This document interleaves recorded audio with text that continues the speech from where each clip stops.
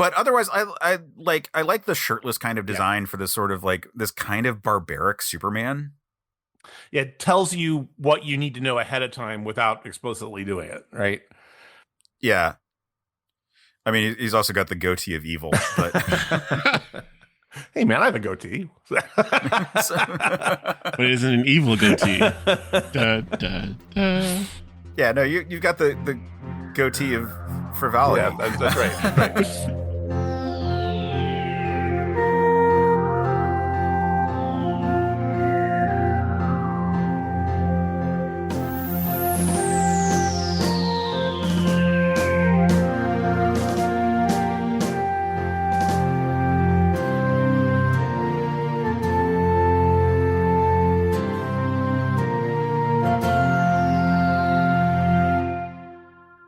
Everyone, and welcome back to the Men of Steel podcast. I'm Case Aiken, and as always, I'm joined by my co-host, Jmike Folson. Hey everybody, welcome back to the show. Welcome back indeed. Jmike, I have to be honest there. When I was firing off the introduction to the show, I was not sure what show I was about to say until the words actually came out of my mouth, and they were correct. And I'm very proud of myself in this moment here. I'm in a very weird headspace. We are literal hours away from my wife giving birth to my second child at the time of this recording. Things are weird. And thus, why don't we continue talking about the Legends of Dead Earth series? A strange period of nostalgia for me where from 1996, DC Comics looked forward into the future and explored the possibilities of what the legends of the current era would be like long after Earth's death. And to have a conversation about the annual from 1996 for Superboy in the Legends of Dead Earth event, I think it was a 5th week event, but like regardless, the annual that was coming out, we are joined by Jim Fetters. Hey, Case. Hey, Jmike. Thanks for having me back. Yeah, it's so good to have you on, buddy. Wow, love it. This is going to be a good show. Yeah. Well, I mean, we're talking about future timeline DC stuff, so it made sense for us to have the hosts of our sister podcast, the Long Live the Legion, on, because that's kind of your niche. Yeah, absolutely. And here's the funny thing, because I've been listening to the prior episodes of this particular subseries that you're doing here with the Legends of the Dead Earth, and I was an active reader at this time. And I kind of passed over this series of annuals. I collected them for what I had, but I didn't really collect a lot of these. I think I might have this episode or this issue in my long boxes buried away in my closet, but I was not a big reader or somebody who came back to these particular annuals, not in the way I do with some of the other ones that I've collected over the years. So this was kind of fun. Yeah, I mean, that makes sense. Like, these are the annuals, this period of DC Comics specifically, the annuals each year had like some kind of weird theme to them, and they were incredibly hit or miss. Yeah. Well, yeah, I mean, I think and that's exactly it. I think I'd been burned probably a little bit too many times. I mean, there was for every good type of annual theme that you had your Elseworld theme, I think, which was 93, and then you had the year ones that were 95 or something like that. For all of those good ones, you had things like Bloodlines and Eclipso, right? Yeah. So I always kind of viewed these with a little pause. Yeah. Like just for the listeners at home, because we all reacted to Bloodlines. Jmike, can you remind the listeners at home what happened with Bloodlines? I'll give you a hint. We encountered the Bloodline annuals multiple times when we were covering the Return of Superman period. I got nothing for that one. Oh my gosh. Jmike, thankfully, I think you blocked it out, which is probably did. Thing. Probably. These were the annuals where the weird giant cockroaches that could also look like people would bite people in the neck with their strange like xenomorph sucker thing, and it would give them superpowers. Yeah. Oh, yeah. I did block that one. That one was stupid weird. Yeah. Oh, okay. Yeah. Again, the only thing that was worthwhile that came out of Bloodlines was Hitman. Well, there was also the Legion character Jam, which I have to... that character. When I encountered him when I was doing my 5 years later read, I was like, what is this? Who allowed this to be a serious book? Oh, God, you're giving me all these flashbacks now, because I remember asking you, like, what the heck is going on with this stuff, Case? And you're like, Bloodlines. And I was like, I don't. Yeah. So in the 90s, you could either do acid or you could read the Bloodlines annuals. It was, kind of a hit or miss thing. Yeah.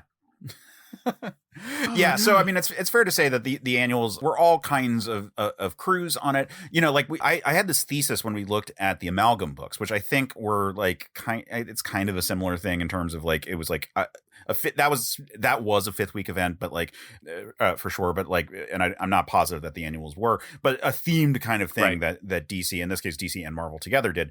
What I hypothesized was that it was a mix of fuck it, this is a fun idea, why not, and then testing out crews for books that were like potential upcoming books, like John Romita Jr. on the Thorian book shortly before he went on to do the Thor book for Marvel.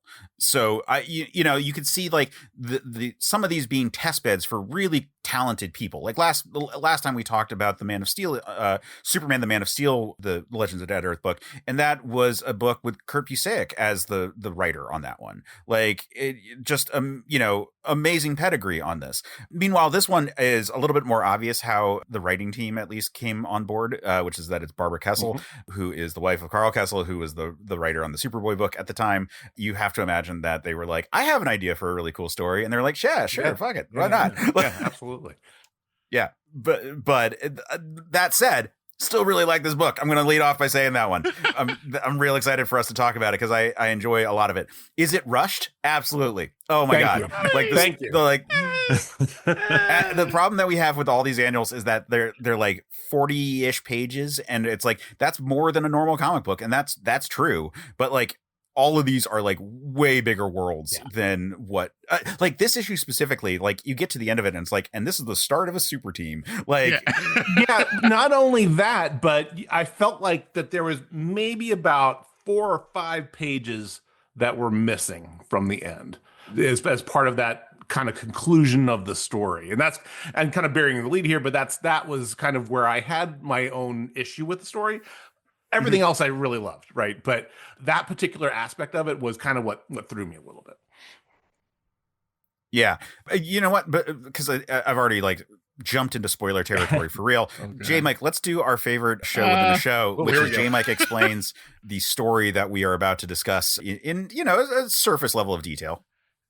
Oh God, I'm still having PTSD from the Bloodlines thing because it all came rushing back as soon as you said the bug monster thing, and I was like, "Oh God!" That's on me, Jmike. Wait, I remember it all. I remember Steel fighting those things. Oh God! Oh God! Oh, yeah. You remember Loose Cannon? I'm trying to get through this right here, right now. But the far future, it starts off with these guys, the people who were sent off to go colonize the other planets. This particular planet, they're trying to get in contact with Earth. Earth isn't sending anything back, so they're kind of stranded there because they don't have any chance for supplies or resupplies or anything like that coming their way. So one guy, I think his name was Samson. Am I correct? Yeah, Samson, like Samson with an N. Yeah. Yeah. So he decides to like give people hope and inspiration. So he decides to reinvent the legend of Quetzalcoatl and inspire the people. And I couldn't tell after his inspiration thing where he appears as Quetzalcoatl in like golden armor and stuff. I couldn't tell if he actually got hit with like superpowers or he did it on him to himself. He always had superpowers, and we'll go okay, straight. That kind of threw me. Yeah, no, he says beforehand that he's always had superpowers and that he's kept it hidden because he didn't want it be ostracized for them. But now he's revealing his powers to do this like Gotcha. So fast forward past that, the lineage of Superman has taken over by quote unquote sun god powers. And so like there has always been a Superman who passes on his abilities to the Superboy and they take over for him after that. This particular time, this Superman is a dick. And so they find his successor in this Superboy and he kind of takes him under his wing for like 2 seconds until like he's like, hey, now I'm going to teach you what it means to be Superman. And Superboy finds out like all the dickish things that he's been doing to everybody around him. Like there's like there's a dam break where he's like, I'm going to save everybody. Remember, people first, reward second. And then they're like, oh, thank you for saving our city, Superman. And here's our most beautiful woman for you. And he's like, yes, this is what it's all about, guys. Yeah. This is what it's all about. Icky stuff there. And then like his next lesson is to teach Superboy like what it means to like protect your property. So there's a apparently there's rival temples, and Superman's temple gets it's encroached on by I think they call it the Eagles or the Jaguars. The Jaguars think that they are. And Superman's like, listen up, Superboy. This is how you protect your property. He acts like a mob boss. He beats up his underling. He's like, no, this is my responsibility to protect my stuff. Beats him up, takes the gold, and flies Superboy off to this cave where he's like, behold my stuff, and shows him all the gold he had like collected over like forever how long. And Superboy starts to get like, oh, this is not what it's all about. This kind of sucks. He's a dick to everybody. And this is where Superboy comes in contact with his friend. I don't remember her name. I just know she has water powers. And it's very much against the law for women to have powers on this world. Superman figures out about it.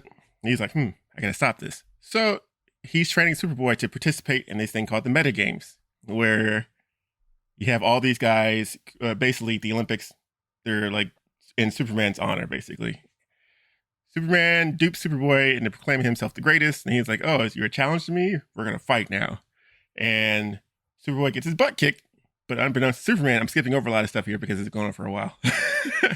Unbeknownst to Superboy found like one of the original Superman and teamed up with him to trick Superman into thinking that Quetzalcoatl came back to take his powers back and to shame him into being a bad Superman.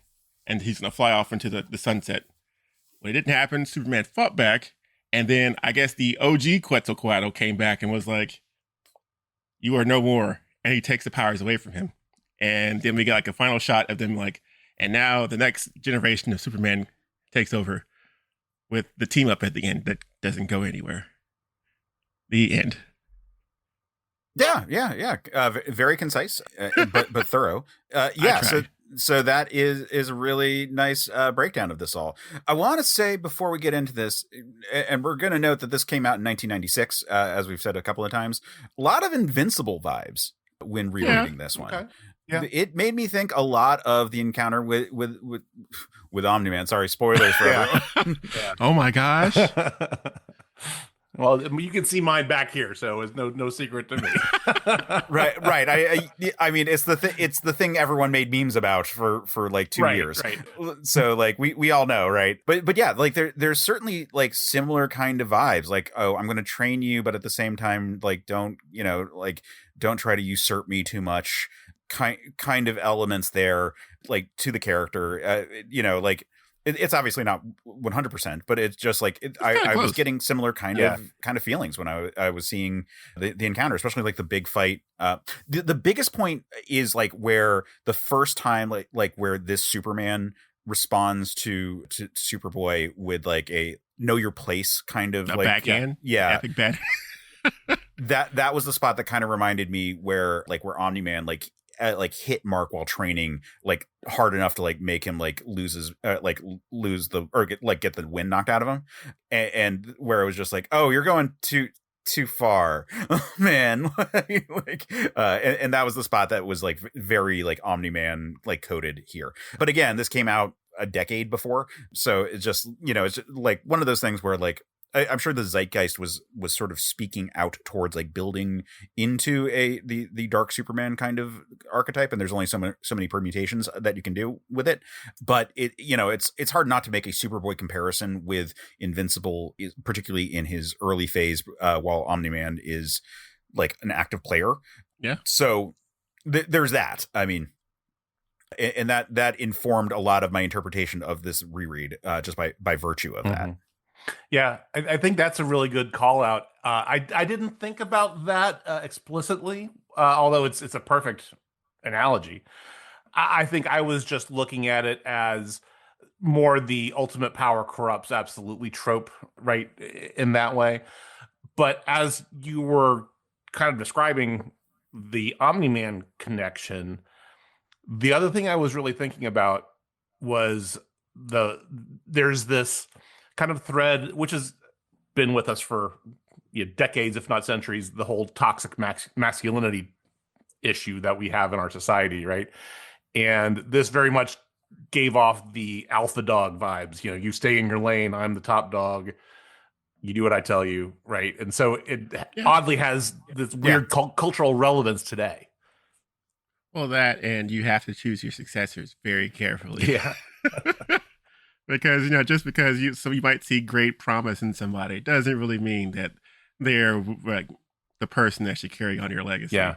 Well, let me ask you guys, because this was something that I thought when I was reading this is Quetzal, the Superboy, is he the first one that this one has ever picked, or have there been others that have met bad fates, right? That's a question that I kind of had through reading this that was kind of interesting, I thought. Oh, yeah, that's a good question. I don't know. I hadn't thought about that, but I really like that headcanon right there, that he may have eliminated previous ones. Right. So because who knows? No, and he's very good at keeping these under wraps because he has all these other secrets that some of which are very blatant, others are quite secret, and a lot of people don't know about it. So yeah, it was just kind of an interesting thought experiment I was thinking about when I was reading this. Yeah. So why don't we get into our beat by beat for this one and just go through this issue, because it's a fun issue. I want to call out right off the bat the cover, which I rather like the design, but fuck, is this Superboy whitewashed relative to the look that he has in it? Yeah. Like, he has very Caucasian features, and they make his hair like the normal like black with like blue highlights that they would do for for Superman typically. Whereas in the actual story, Quetzal, the character who is like becomes Superboy or takes up the mantle of Superboy, they like color him with like a very even kind of like coffee color, like a brown shade, and his hair is like not too different from his skin tones, which makes me kind of think of like the Man of Bronze kind of stuff. But either way, like, I like that detail that he's like not just like a white boy, and it's like annoying that they like colored it to look more like Superboy, like the classic Superboy of this era, which is just a frustrating point. But conversely, the cover is a reason why I picked up this book, because this costume is hella dope. Oh yeah, agree. I mean, it very much vibes off of the actual Superboy costume of the time. Sans the leather jacket, of course, but it still has its own riff on it based on the story. Yeah, so I made this comparison when I was on your show to talk about Superman X from Legion of Superheroes, the animated series season 2. Yeah. This I feel like is the precursor to the second gen Superboy costume, or the second gen Con-El Superboy costume, which was a slight update to his red pants, blue top with a jacket kind of look. And that costume, I think, is the direct source for the Superman X look from Legion of Superheroes. So like I really like, because this is like just like nice little updates, and then you've got like the Sun God Serpent stuff going on with it to make it more like Aztec. But just like we're gonna make the shoulder section red, which always was weird. Like, in retrospect, I'm like, oh, I actually like that it was like a black kind of shoulder section on the Superboy costume. But it always seemed more logical to me to be like two primary colors within yellow accents, as opposed to like with the 90s Superboy costume, it was like more like four primary colors, because it was like blue, black, red, with gold accents, and then I guess three, but like it just seemed like a lot. So this just seemed like a little bit streamlined in a way that I really appreciated it. So I dig that. I dig the way they do Superboy in this sort of like Aztec kind of like not hieroglyphics, but like whatever it's like a sun wheel or a sundial. Yeah, like it's a cool image, and it makes you think about 90s Superboy really effectively. And I like the Superboy bursting out. I'm definitely going to use this as the image for the episode art, because it's just like kind of perfect. I might color correct it because it annoys me this much. But yeah, like I dig this cover. It's a reason why I bought this book, and I just wanted to shout that out, but also shout out my frustration about the coloring. Definitely agree with that. All good. Yeah. Then we get a 1-page sort of explanation that is this like simplified story of the legends of Dead Earth kind of thing, but from this sort of like Aztec kind of perspective that like invokes the name of Quetzalcoatl as the sort of like patron deity of this particular world that they come to. And I think it does as good a job as you're going to get in terms of being like, mankind sent out colony ships, and then eventually like Earth fell, kind of thing. Well, let me ask you guys this, because you've been reading more of these than I have over the last several weeks. Do any of the other ones have a vignette page like this about that whole scenario? Because I think this does an amazingly good job, because it does two things. It sets up the background of, all these people went out from Earth in a kind of diaspora for whatever reason, and then Earth lost contact. But it also, because of the imagery, the Aztec imagery, it's really good, does a great job of setting up, okay, here's going to be the foundation of this world that we're going into, between this page and the rest of the first act, or the prelude, however we want to talk about that next section of the story. It does a great job of saying, here's the universe that we're telling the story in. No, this is relatively unique. Each issue that we have looked at has tackled the approach to the chronology in entirely different ways. Yeah, because you usually get like the Earth is dead, blah blah blah. These are the new heroes, or something like that. But it never really. Oh, that's true.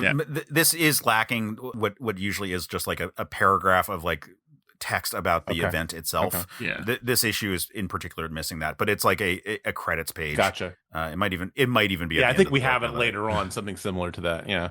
Yeah, I'm not sure, but it's just normally it's the first page after the cover. Yeah, the Earth is dead little paragraph thing. Yeah. Okay. Yeah. That's on the double page spread later on. Yeah. Okay. Okay. Yeah. So normally that's just like the first page, and then it moves in. Yeah. So I really like this. It does a really good job of setting up the vibe that we're going to be dealing with. Like this whole like, they're cosplaying as being Aztec people. That's really cool. And they even shout it out and like in the story. But it does a really good job of doing this like Dune-esque like future timeline kind of thing that's being projected.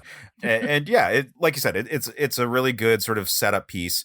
And then we get this little snippet, and this is where we get a little bit more of the chronology of things. Like this story, we know this story takes place 500 years before the story that we're watching, and this is the point where Earth falls. So like we still don't know exactly when Earth falls, but we get at least a perspective of it from here. And then like the story that we are watching takes place a certain amount of time after that. The last time we observed that we were 60 generations of Lex Luthor clones into the future for that story. Like now what a generation is, who can say?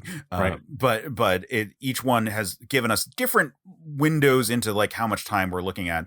But regardless, it's, it's a lot, but it's less than you'd think necessarily. Yeah, exactly. Obviously, whatever precipitates Earth's downfall happens way in the future. But then it's only just kind of a half millennium until the next story. Yeah, that's kind of interesting. Well, no, actually what I mean is that like it's in the future, but like it's not that far in the future. Maybe? Like it's because it's like we did the like simple math on like the Lex Luthor thing, and it was like 3,000 years.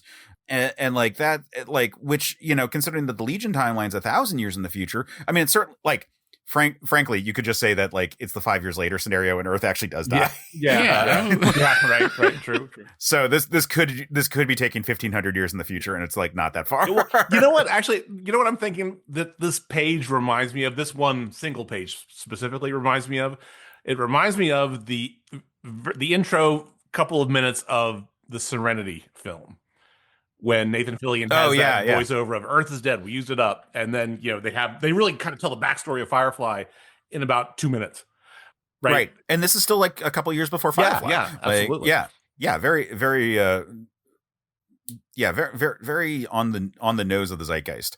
But yeah, so we get this little like prologue story that Jmike, as you pointed out, there's this guy Sanson who overhears that they've lost contact with Earth, and this means that they're not going to be able to power anything like that. Like their entire infrastructure is based around like getting supplies from Earth, or at least from like some sort of system that they have, and they joke about how they came to sort of like cosplay as Aztecs.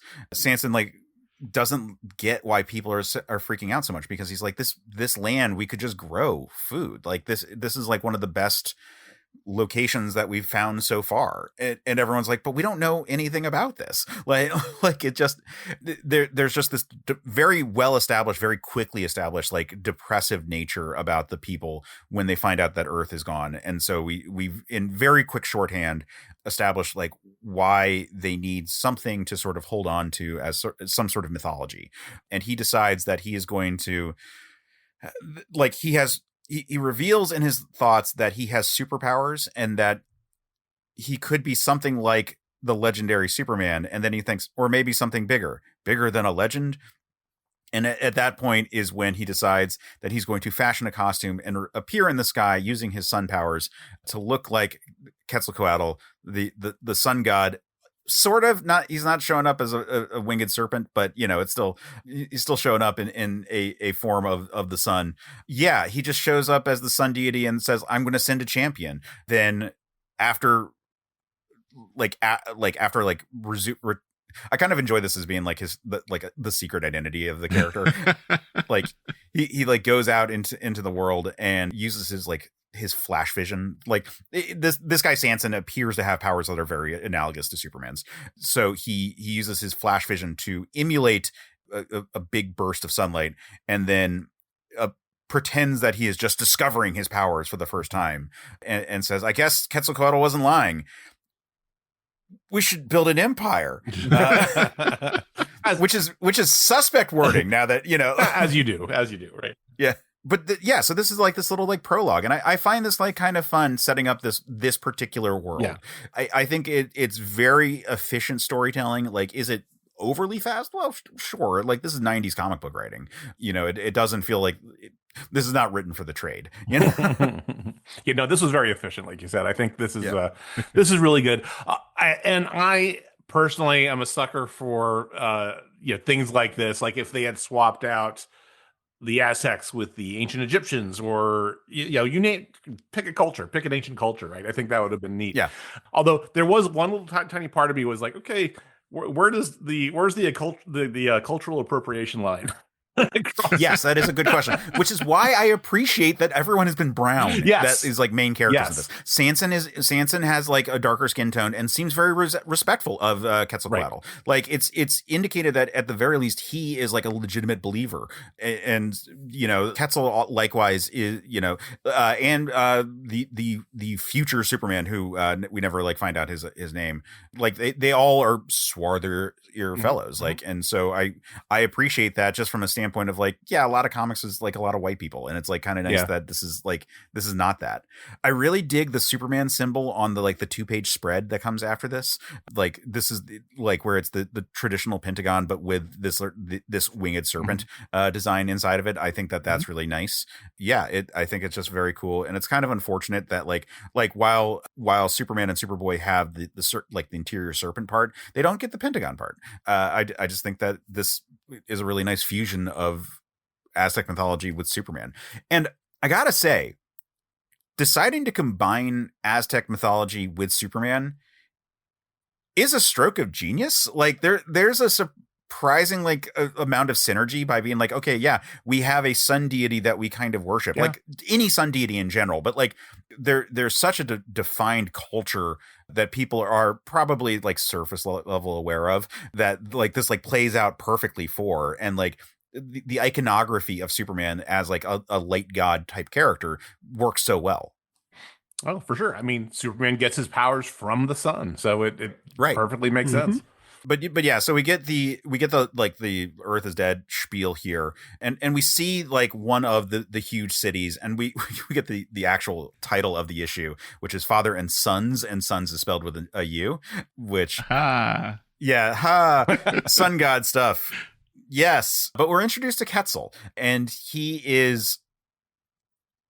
So his powers are not exactly like the 90s Superboy, but they're kind of like the 90s Superboy. Yeah. He's got like some kind of telekinetic field stuff. And so he's like messing with his friends using his telekinetic powers and being kind of a braggart about it. So he fits the mold. Yeah, exactly. Yeah, no, he's exactly right. Yeah. Yeah, I mean, they're very much trying to like be like 90s Superboy there, where he's introduced to Quetzalcoatl made flesh, Superman, who What are your thoughts about the designs, guys, for this Superman? Jim, we'll start with you. Well, I don't know. I mean, I think it generally fits the motif. It's just kind of weird that he has the S serpent directly embedded into his skin, it seems. I don't know. Yeah, it feels like there should be like a chain or something around his neck. Yeah. Or something. And I think that's honestly my only gripe about it, just because everything else seems to be fine. He has the red cape and the blue tights, and and that works. And everything else has that more Aztec type iconography with the gold. So, I think that's pretty cool. Works for me anyway for this. Yeah. Yeah, I feel like there's like a chain missing that would connect to the S, that would also connect the cape, because there's nothing like really like what his cape is attached to. Yes, thank you. You mentioned that. I totally missed the chain, the kind of the attached to his clavicle. Yeah. Yeah. Exactly. It's a hook there. You just can't see it. But otherwise, I like the shirtless kind of design for this sort of like this kind of barbaric Superman. It tells you what you need to know ahead of time without explicitly doing it, right? Yeah. I mean, he's also got the goatee of evil. But hey, man, I have a goatee. But it isn't an evil goatee. Da, da, da. Yeah, no, you've got the goatee of frivolity. Yeah, that's right.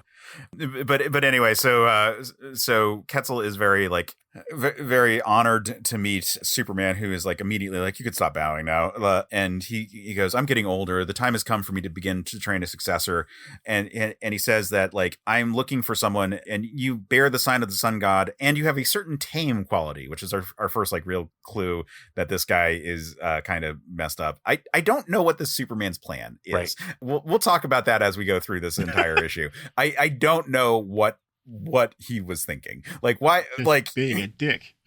Yeah, I mean, to a degree. It seems like he's, as we find out stuff later on, right? Apparently that this is a generational thing. But yeah, this seems kind of twisted if he's, has this, that he's very specifically looking for moldable people. That is, that it's just a little bit unsettling, I think. Yeah, but also like, it seems that for one thing, Quetzal doesn't actually seem that tame. Yeah, true. He's very Gen X, fuck the man. So as we are. Yes. So there's that, but on top of that, it's just like, well, but what?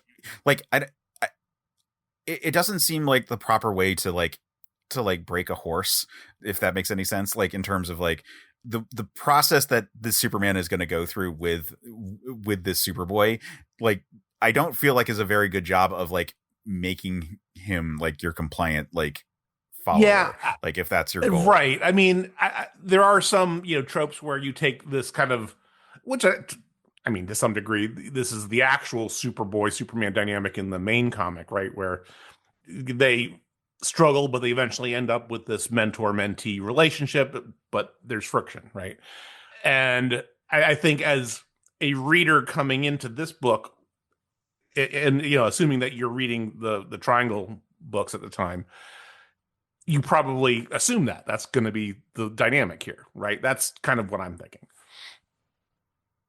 Yeah, the tame line is certainly interesting. It's just sort of like more of this whole like, when is going to be your plan, dude? Yeah. but the Quetzal is super excited to be Superboy. Like he flies into the air screaming, yes! And we cut to them on a dope canal boat touring the big city Aslan, and it is just this opulent space, and Superman escorts Quetzal like to the priests, who are all like, yeah, we like, if you say that this guy is Superboy, we believe he's Superboy, which I think is very much economy of storytelling. This is entirely a section that like you could imagine being like a full issue unto itself, like just the bureaucracy that would be involved in like appointing him as Superboy, and like the ceremony that would be involved, because they just jump right into him being Superboy and them doing training. This is the 80s montage version of the story.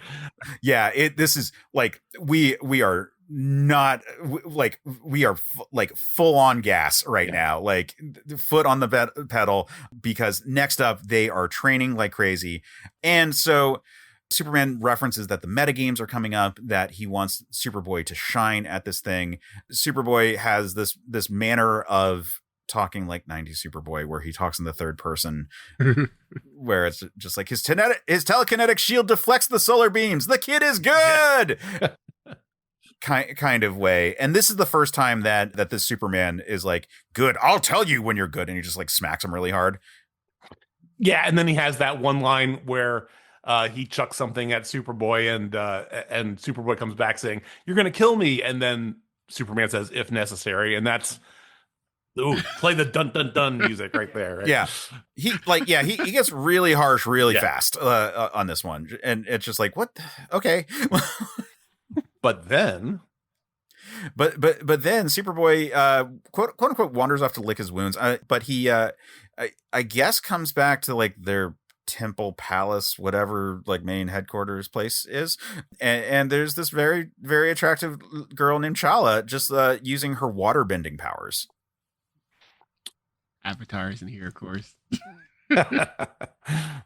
Yeah, no, this is really cool. You get to see that there's other meta-humans in this world, which is interesting. But you also see the, I guess the inherent sexism, we'll just call it that.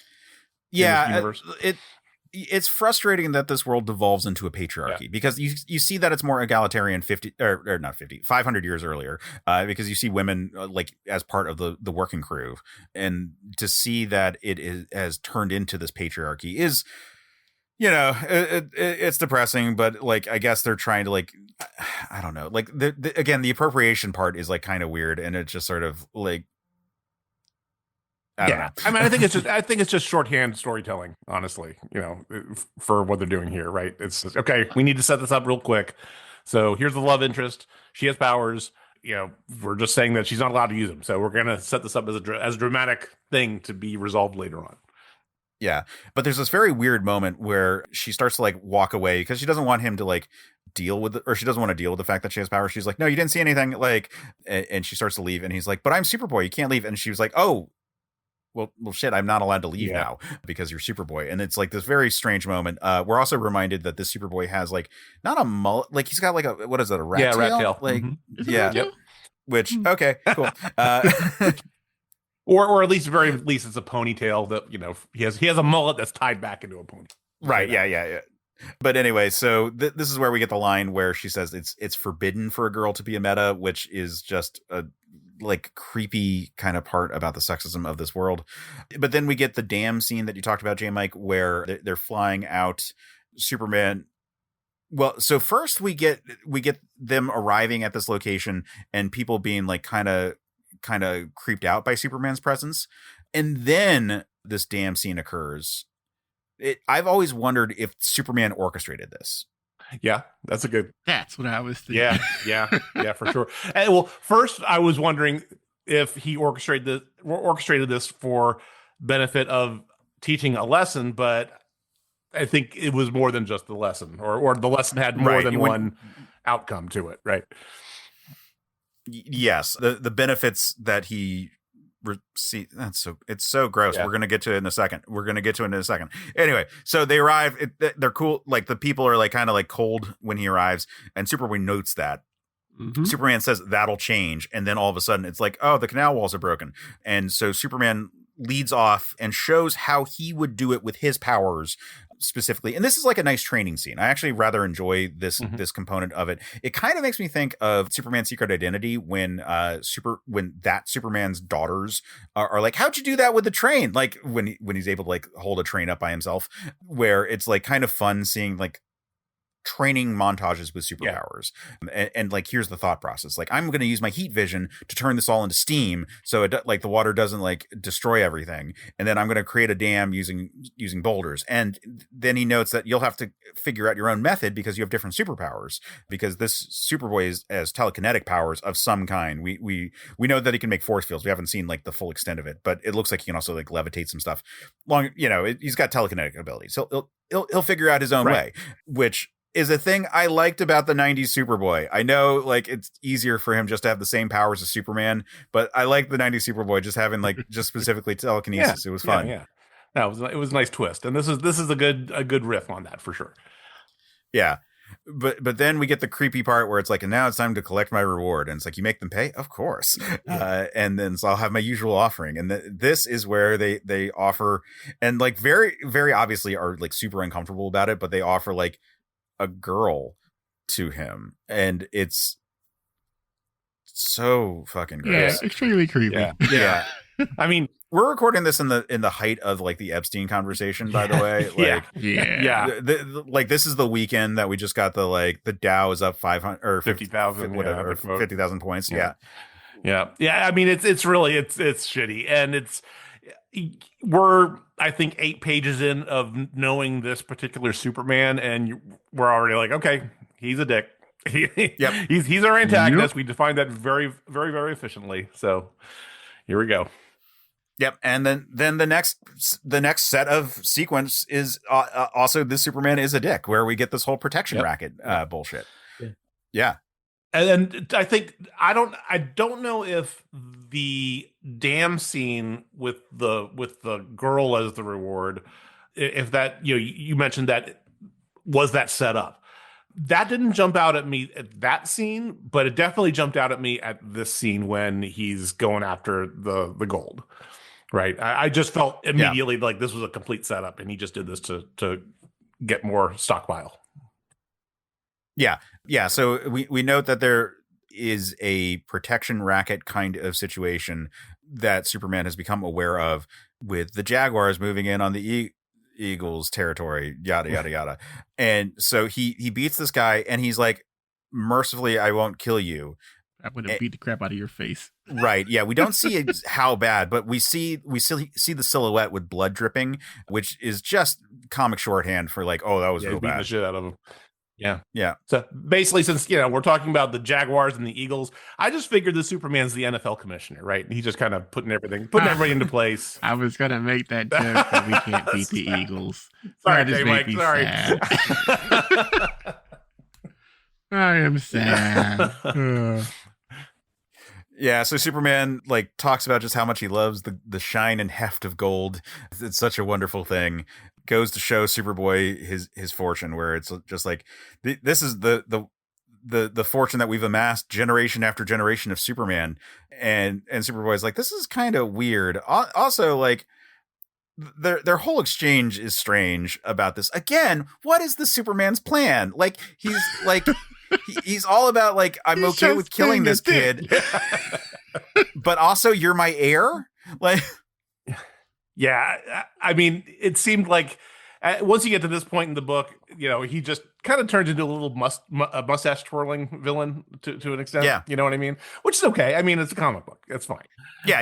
Again, this is we have had a lot of shorthand to establish that this is a very corrupt, evil Superman, and so Superboy goes to see Chala, and like she's like been practicing, and she shows cool tricks with doing like water, like doing like flowers, like flower petals, like in the air made out of water, which is just a very cool thing.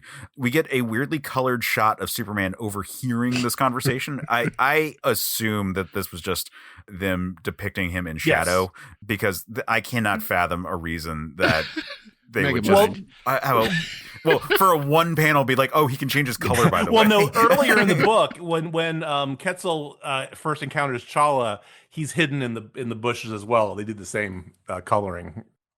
Oh, yeah. So that had already been established, but I'm like, oh damn, he looks like somebody from from Talek 7 or something like that.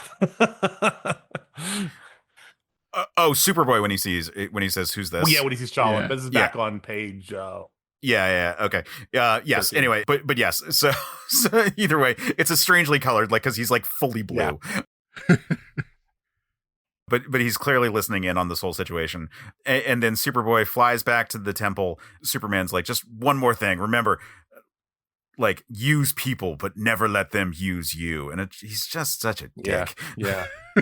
Yeah. He's what's that real jerk from Great Britain who's all into that alpha male crap? That just reminds me of him. Oh, Tate. Andrew Tate. Yeah. This is Andrew Tate as Superman right here. Yeah. Yes. Yeah. 100% there. So the next day, Superboy's just allowed to like go off on flying trips a lot, apparently, which it seems like you wouldn't let him do if you were trying to like sculpt his brain into thinking certain things about the world. But so Superboy flies off and he just like happens to go to a village where the village elder is the former Superman, the person who trained this Superman and then was deposed, which again, incredibly efficient storytelling. Also a little bit of what I feel like this would be more time. Yeah. Yeah. I felt like, also, go ahead, Jmike. Sorry. I was like, so when they stop being the Superman, do they also lose their power? As far as we can tell, he still has his powers. He's just old. Okay. Because I was like, he could still be doing stuff, but he's like, no, my time has passed. And just like faded away into the shadows. Yeah, Jmike, I had the same thought as you when I was reading that, and it didn't really resolve for me until I think the very last panel. But yeah, I had the same reaction that you did at first. Yeah, I mean, it's just they're just speeding through the storytelling on this one. Big time. We get like 6 panels of them or 9 panels of them just like going back and forth just to quickly get all of the necessary exposition on this one. But yeah, so like this is the mentor character. Like this is very Obi-Wan Kenobi with then Vader and then Luke kind of situation here. Yeah. And yeah, he's like, oh, I guess more about my mentor could be fucked up in this situation. And he flies back to Superman. He says like, Superman's like, where were you? And he's like, oh, I was just out flying and thinking. And the Superman's like, here's your perspective, and like just backhands him out of like for no reason, like beyond just like potentially that he was out like for too long. Again, we just don't. Again, what the fuck is the Superman's plan? Yeah. Just being a dick. What did the 5 fingers say to the face? Smack. Sorry. No, it's okay. We have a T-shirt that is a play on that. Yeah. That you can buy at the certain POV Teespring website, which you can go to the website certainpov.com and look at that. It is from Scruffy Nerf Herders, where Guppy, the Mon Calamari pimp, said, "What did the 5 fingers say to my flippery face? It's a slap." Listeners, we did not plan this. Just want to let you know. Or did we? But go ahead and buy that stuff. I might buy one myself. Yes, it's a great T-shirt.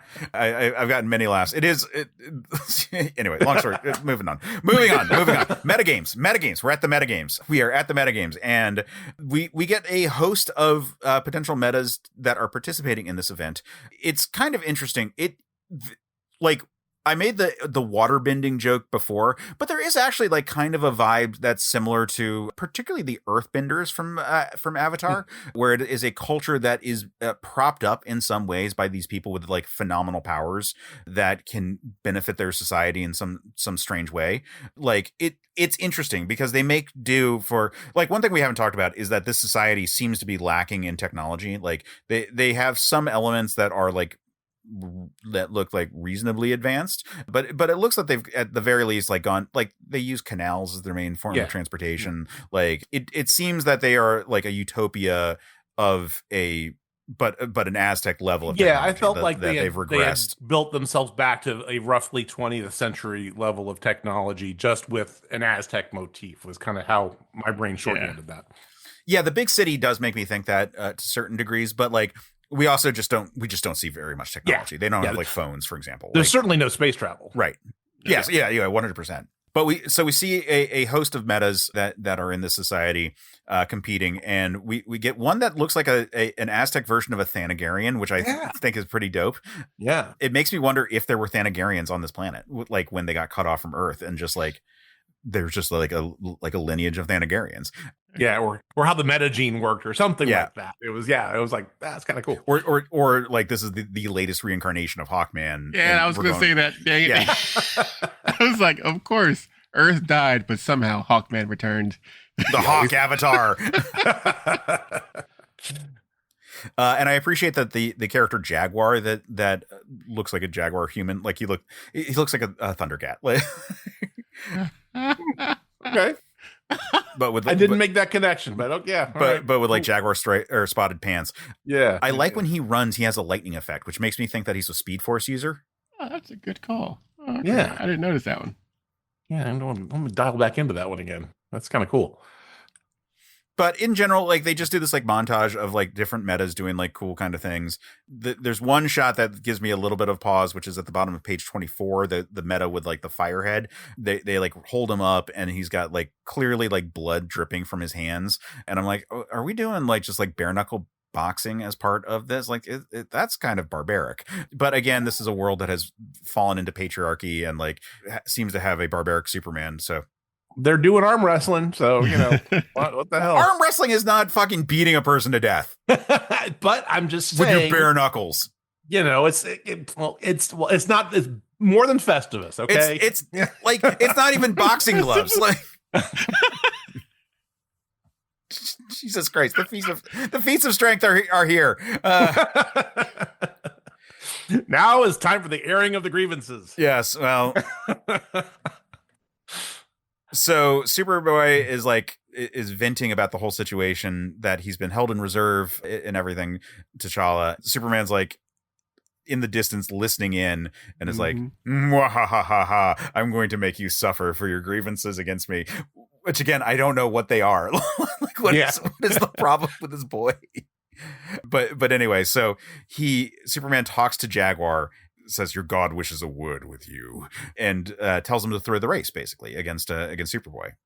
Yeah, this whole sequence was a little bit, I don't know what I was expecting. I think because of the dialogue scenarios that we had or the scenes that we had with T'Challa earlier, I was feeling like Superman was going to make some kind of play to hold her hostage or something like that. Right. Good think. and then we're set up. Oh, we're just gonna, he's just kind of gonna psychologically manipulate him to challenge him unknowingly. Yeah, it almost feels. Sorry, no, go ahead. No, sorry. It almost feels like they were starting to write the plot like Superman was also into T'Challa. Yeah, but then they stopped and didn't do it. Or that he wanted to, and this is where I kind of feel like there are missing pages from the thing, right? I felt like, either that or else he was just going to take her away just out of spite to prove that he's the alpha, that kind of thing. And, this whole setup is just really just a way to, again, put Quetzal in his place in a public scale. Mm-hmm. Right. That's kind of how I felt like this was going to go. Yeah, I mean, yeah, we get this whole like weird point where Superboy beats Jaguar in the race and is like so proud of himself, and Jaguar's like, "Congratulations on a good run, Superboy. You're the greatest." And he's like, "You hear that? I'm the greatest." And Superman's like, "Is that a challenge?" And again, this is just getting back to this whole like the Superman doesn't make sense, and like every way that we think it's going to go, it doesn't go. I mean, it certainly shows that he's manipulative, right? Yeah. And he's the kind of guy who definitely is a shrewd reader of people and can walk into a room and figure out within like 5 minutes what everybody's buttons are to push, right? That's the kind of vibe that I got. But still, to your point, we don't really understand why, other than I'm a dick, so I can do it. He's effective. Like he is Superman. Like he is an effective villain. It's just again the why is just a big old question here. But anyway, so Superman is like, is that a challenge? And like Superboy is like thrust into the situation where he can't even really back down before Superman's like, good. Fight to the death and at sunrise.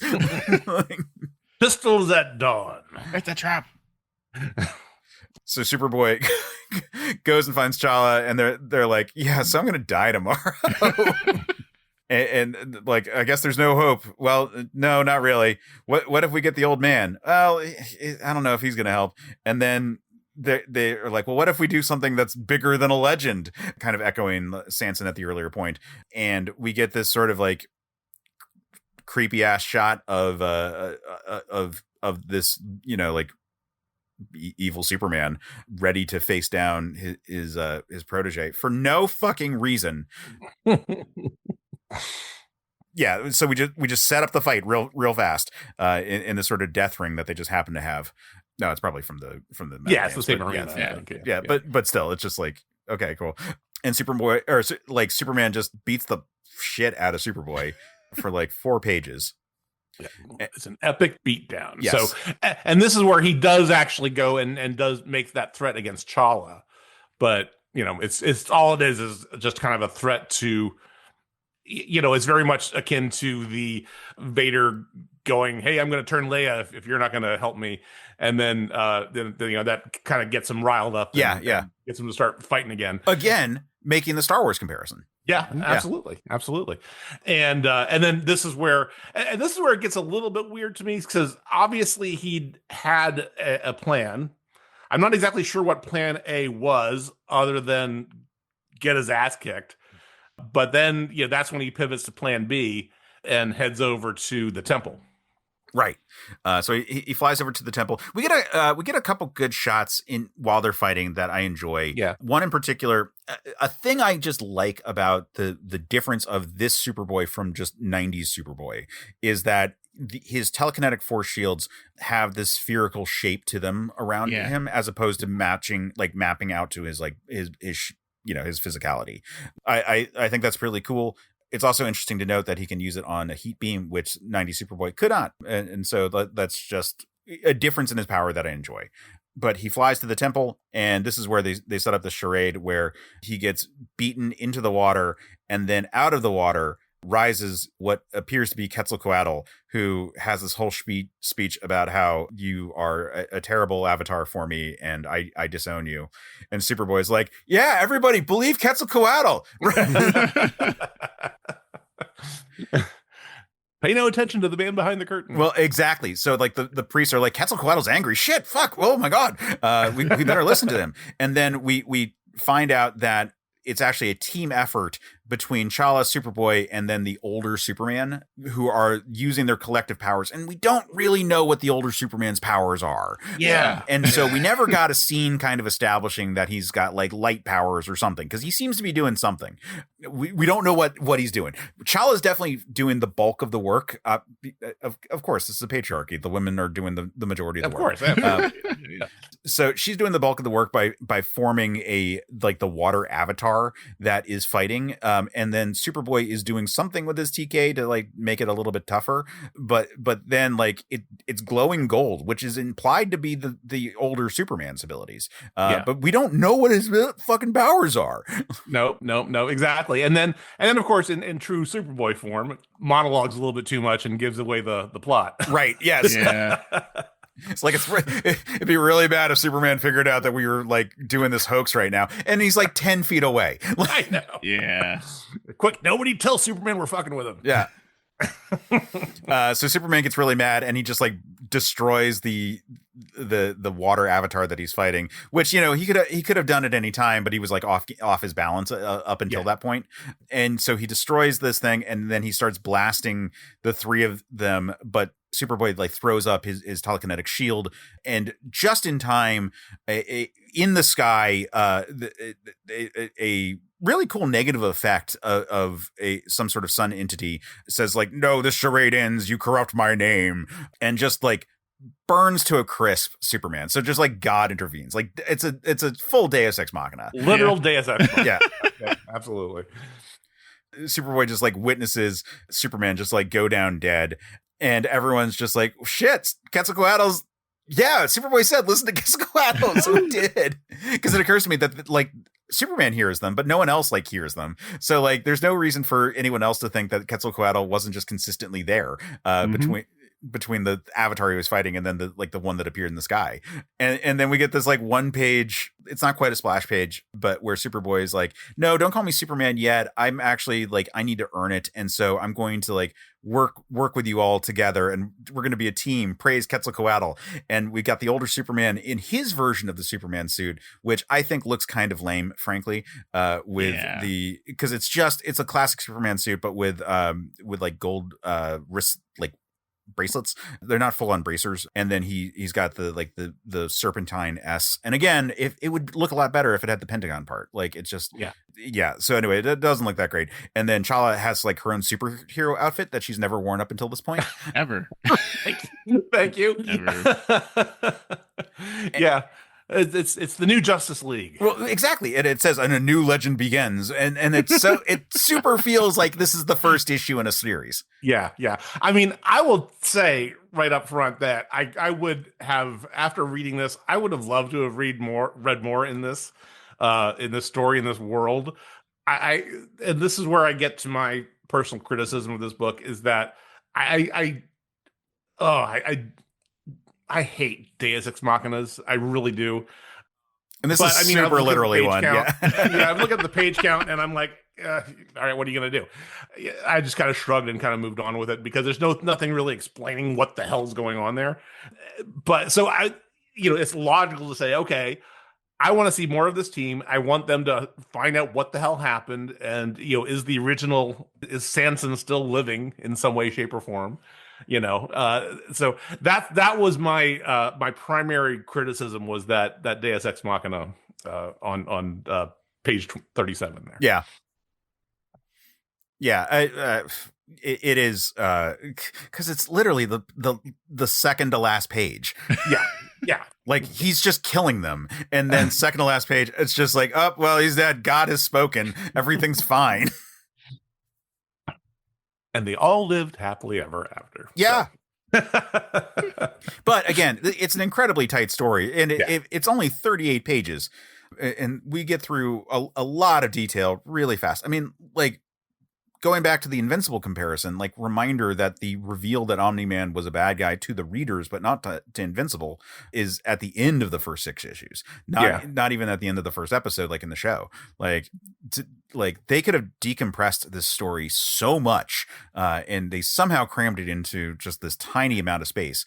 And you know what? That's what I really appreciated about this book, right? I mean, and I've gone on in various other venues about how, especially in the last decade, whatever it's been, even 25 years, you could even say, that storytelling has become so decompressed that there's no value in a lot of comic books that you can buy today. It's hard to find it anyway. There was so much. I'm kind of curious about what the word count was on this script, just because there's a lot in here. There's a lot of dialogue and descriptions of what's going on, a lot of panels with action and just, even minor details that are important to the story. There was a lot of stuff here, and I really appreciate that. I really like the, I'm a big fan of obviously from the Legion comics of the 80s, right, where you had the Paul Levitt stuff, and you were reading a lot of text, a lot of information. And I really like that, because I don't want to be sitting with a comic book and flipping through it, and after today's 24 pages or whatever we're down to, I don't feel like I got anything out of it. These, I felt like I was, I'm reading a book. Yeah. It's like, I was trying to think of like what else I know like Barbara Kessel from, and like the only thing I know off the top of my head was Meridian, the book that she did for CrossGen, which was a fun big fantasy world, and it also has a very like not subtle bad guy who's like, why he's being so bad is like a little bit like you would have won more flies with honey situations, which again, this Superman could have just been nice to his Superboy, and this Superboy would have just been like, yeah, no, I guess it is okay to beat up people like that's fine. Like like you can't do the tough love and also be like, don't rat on me, kid. yeah, exactly. I mean, it was good because you get to see him get his comeuppance, and I guess that was probably why I felt a little bit cheated by the Deus Ex Machina, because I felt like Quetzal should have been the one to somehow overcome this evil Superman. Right, but he can't. Like, again, like, right. This story is happening the same way that the Omni-Man Invincible fight happens, where it's just like, no, like, you're just a teenage boy trying to beat up your dad, and your dad is too fucking big right now. Like, yeah, and even if you have all these other folks helping you out, if that's why, to your point, I feel like this should have had a second issue, just because he could have assembled this team of all these other metas, right, and that could have done the job.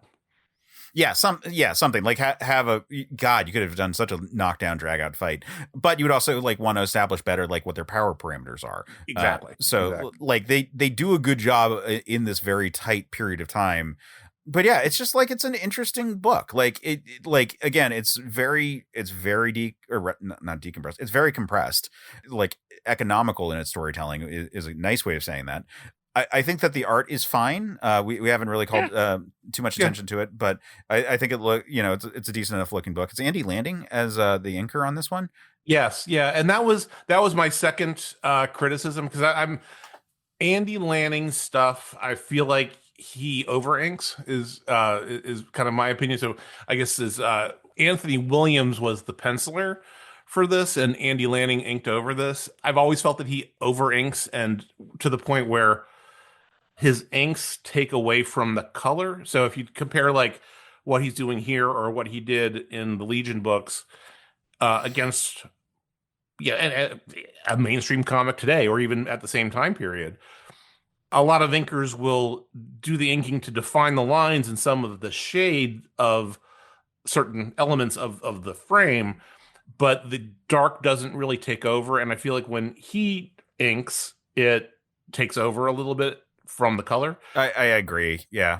But that being said, he did a really good job with Anthony Williams' work here. I mean, so overall, I think it's a good package overall, especially when you have, this kind of this evil brooding Superman. It kind of worked in those particular scenes. Yeah, like the strong shadows for Superman are a good use there. But yeah, I generally agree that he over inks. There's certainly spots where there's just a lot of black. Yeah.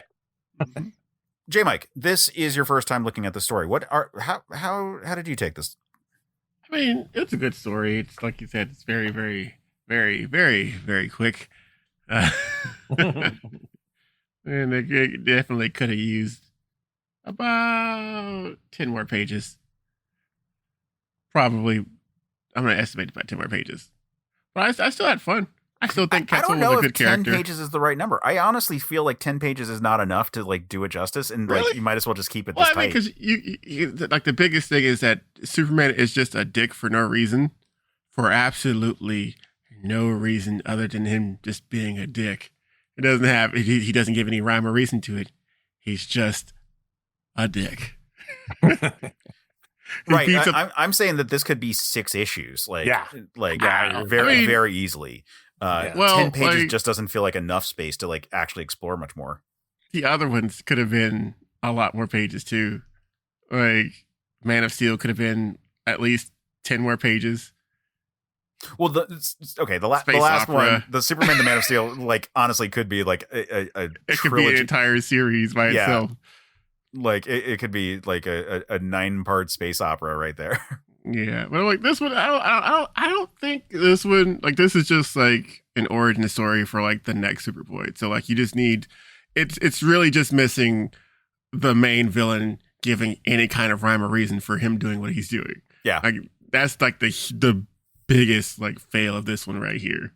Like he's just being a dick, just because he wants to be a dick. He's beating up Superboy for no reason other than he just wants to put him in his place. Like he does, like he's just a jerk basically, and that's his entire character. He's just a jerk, and we don't know like if any of the other Superman who came before him were like that either, or were he just like the one jerk Superboy who took over by force and kicked everyone else out. So he was the bad seed. Yeah, like we don't really know if that was the case. Or like Jim said earlier, where like this. There could have been other Superboys. We just don't know. He just got rid of him. And it seems like it would be something that he would do. Yeah, I really like that headcanon. Because this Superman is just a dick. I mean, I think, it's just a dick. But I mean, I think with the whole, I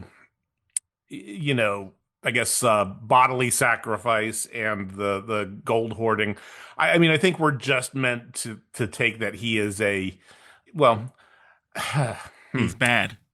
Yeah, he's bad, and he's one of those kind of people that I'm not like trying to draw any parallels with today's modern society, but he just might be one of those people who just likes to collect lots of stuff and lots of people and likes to put gold on everything. And, this bears no actual resemblance to reality. So, but, he's just one of those kind of people that is just a kind of a hoarder of things for self-aggrandizing purposes. We're going to name every temple the Superman Temple. Well, it was still like a fun read. There was still lots of fun parts here. And you still, like, he is Superboy. It's like he encapsulates the entire Superboy character from the 90s. Yeah. Because he's flashy, he's arrogant, he's all that great stuff. He's just 100%. missing the jacket. Yep. Yeah. Yep. Cool. Out of curiosity, Jmike, how is this racking up in terms of the hierarchy? Actually, what is your hierarchy of the Legends of Dead Earth issues so far, considering that we've done 4? Man of Steel, Supergirl, the Supergirl anthology book, this one, and then I put this one above the Supergirl anthology, and then Bug Superman bottom. Okay. Cool. Just curious. We'll see how this continues to stack up.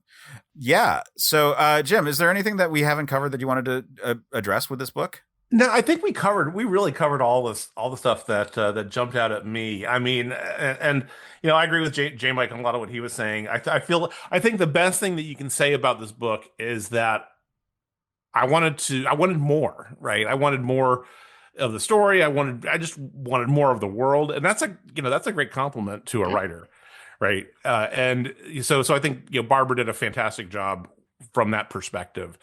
For these, for a one-off storyline to be, hey, this is something that's really cool, and I feel invested in this. From my time perspective, I think that's the best thing that you can give a reader is something that you as a reader want more of, and that's she did a great job here, and the art was very well done. So I think this is a great book. This is a fun read for sure. Yeah, no, thank you for letting me subject you to this one. It was a lot of fun.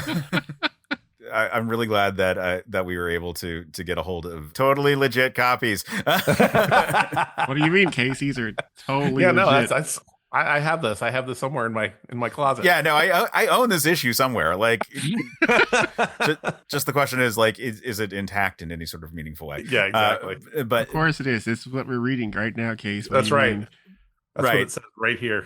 but really glad to look back at this one. I really dig this book. It's funny, and I was wondering if I was going to like save this fully to the very end. But like I like Quetzalcoatl as a deity. I think it's really cool. My screen name from high school was Quetzalcoatl. Like what? But it did not come from this book, though. No, not by itself. Okay. But this certainly was one of the things that put me into being like interested in Aztec mythology and studying that. But like I honestly, and this is where it gets pretentious, but also like I'm such a poser at the same time. The thing that I think really pushed me over the edge was the Quetzalcoatl supercomputer from Tom Strong. That is like, it's like issue 3 of Tom Strong. They encounter Aztecs who invade from another dimension. Okay. And they have like the Quetzalcoatl like 1000 or something, which is like the supercomputer that they forge God out of technology. And that idea is actually, quite frankly, like the thing that I find extremely fascinating to a crazy degree, that like I have like a literal tattoo that is a representation of the World Tree Yggdrasil, but as circuitry spreading out. That's cool, because I have weird philosophies about like convergence of technology and how like mythology and religion like play into each other and so forth. Anyway, that's a big tangent from this. But yeah, I'm really glad to look back at this issue. It's a lot of fun. It's got a Superboy that I think is recognizable. It's certainly the type of character that they were pushing in the 90s, which is kind of fun. Each one of these is so different. I like, it's so fascinating that like the mix in quality, but like the nature of the storytelling is so different. Like this, as we said, is like just a classic origin story. And I was such a sucker for these kind of things, for like, especially teenage superheroes. Like that's why I started reading Invincible, like without even knowing about the twist about Omni-Man. Like I was like, oh, cool. I want to read about this like Superboy type character. Like I love the Superboy archetype a lot. And this is just a fun origin story for a Superboy character who gets his ass whooped pretty bad by Superman, but at the same time gets approved by God, and so he is fine just to be out there as a superhero. So fun times. Really glad that we revisited it. Jim, thank you for coming on. Thank you for looking at the book. Thank you for having me, man. This was a lot of fun. I really appreciate it. Where can people find you and follow you? All right. So you can find me personally on Blue Sky. I'm at jimbofett.bsky.social. You can get me on Reddit at jimbofett87 and on Discord, both the Legion fan club as well as the Certain Point of View Discord, as Jimbo Fett. And I also serve, like you mentioned at the top of the show, I am the co-host of the Long Live the Legion podcast, which is also part of the Certain Point of View network. And we have bi-weekly episodes that we drop about all things Legions of Superhero related. Yeah, no, it's an awesome show. I recently was a part of an episode talking about the Legion of Superheroes animated series, season 2, which was just a blast coming on to chat with you guys about. And always loved having you on. We had Jay on last time. Like it's we love you guys. Likewise. Yeah. So anyway, thank you for coming on, Jmike. Where can people find you and follow you? Man, you can find me mostly over on Discord. Ooh, the Discord server. And you can also find me on Blue Sky at j5.bluesky.social. And I'm going to bring up, because you said the Legion thing, that it brought back to my memory the question I had last week too. Where was the Legion of Superheroes while all this stuff was going on? Well, so my headcanon on that is that this is like 10 centuries in our future. Like, let's say the 50th century, something like that. And that's when all this stuff happens, where the Earth dies. And then so we're in the year 50,500, right, is when this story takes place. So the Legion is long gone because it's been thousands of years since the Legion. So that's my personal headcanon on that. Yeah, I mean, I'm not buying it. Well, you might as well just ask, like, where's the Justice League at that point? Like, I mean, they're back apparently, so it's all good. Well, yeah. I mean, where's what is it? Justice Legion A from the DC 1 million crossover? Right. There's that, and like there was Legion of Superheroes and Legionnaires did their own versions of these as well. There was, I think, the Legionnaires one was a far future version. I don't remember what year it was. I think they might have. I can't remember. I'd have to reread it. Which was fine, but they kind of scrambled the genders and identities of which characters had what powers and things like that, and they mixed them together and stuff like that. And then the other one was a tale of Wildfire in the far future, where he was still the same Drake Burroughs that we knew from regular continuity, but everything else was dying around him because he lived forever or something like that. So, oh, that's dope. I need to read that one. Yes, very, very enlightening and just happy. that sounds similar to a story that I've been meaning for us to read ever since the show launched. So I've been really good at that, considering that we're like 160 some episodes in. There's this really awesome Alan Moore Mr. Majestic story, which is a story about Mr. Majestic at the literal end of time, because he's the immortal Superman character. He lives to the end of the universe and is like there with like the last 5 survivors who like huddle together, and it's just this like eclectic group of like different mythologies and stuff. That it's very Alan Moore, but yeah, I'll have to check that out because I'm a sucker for those kind of stories too. So that sounds really cool. Yeah, it's a dope book. It's in a couple of different trade paperbacks that I own, but I'm not sure what its availability is like digitally or just in general at the moment. Sure. But anyway, yeah. So getting back to the actual point of this episode, which is that we're saying goodbye. Which is, if people want to find me and follow me, you can find me on the Discord. As Jmike pointed out, it is a great place to find all of us. It is an awesome time.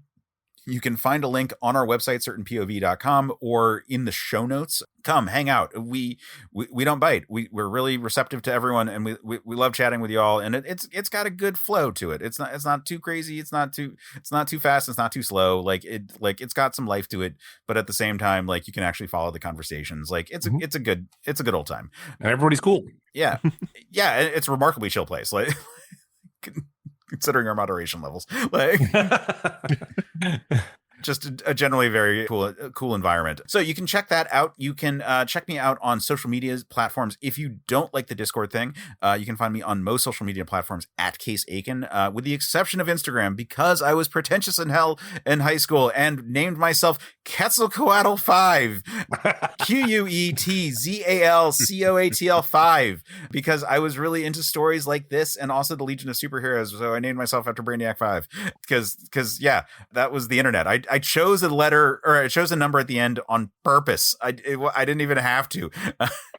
That's how long ago it was. The Stone Age. Yes, the wee eras of the AIM era. Anyway, so that is the show.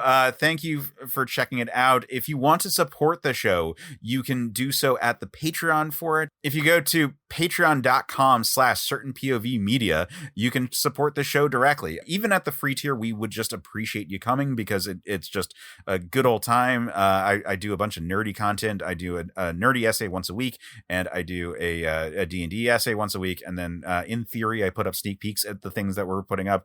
That is kind of dependent on me getting off my ass sometimes. But in theory, bonus content happens. And regardless, you get to support the show and make it happen. And as I noted, Christ, guys, by the time this episode drops, I will be a dad. Times Again. two. Again. Yeah. Again. Number 2, the one that they say is really bad. No comment from me. Yeah. So any support would help. And if you support at the highest tiers, you can be at the executive producer level, and we have some people to thank for that. So I would like to thank Micah McCaw, Carter Hout, Sean Muir, Lee Gregor, Memento Young, Logan Crowley, Joe Mastropiero, Casey and Nancy Aiken, Adam Samter, and Keith Lettinen. You could be an awesome person and support the show at the executive producer tier, or at any tier would be amazing. But like I said, even at the free tier, we just appreciate you being part of our Patreon community. We're trying to like actually put cool stuff out there, and like it's a worthwhile platform to do so on. But yeah, that would be really awesome. Then after that, you should go check out Long Live the Legion, because it's a great podcast. And Jim, thank you again for coming on for this one. Absolutely. And then you should circle back to our next episode. And until then, stay super, man.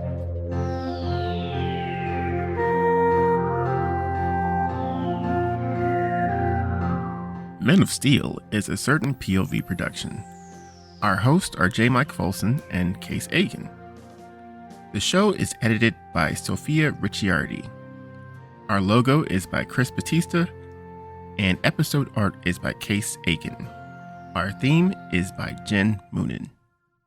Digging for Kryptonite is a weekly podcast series hosted by yours truly, Anthony Desiato, examining Superman's vast mythology across time and media. If you have a favorite story, creator, or adaptation, chances are we've covered it over the past 200-plus episodes. I've interviewed creators including Mark Waid, Dan Jurgens, Jeff Loeb, Joe Kelly, and many more. Whether you're a lifelong Superman fan like me, or you're new to the character, we have you covered. Subscribe to Digging for Kryptonite wherever you get podcasts, and remember, it's about what you do. It's about action. CPOV. CertainPOV.com.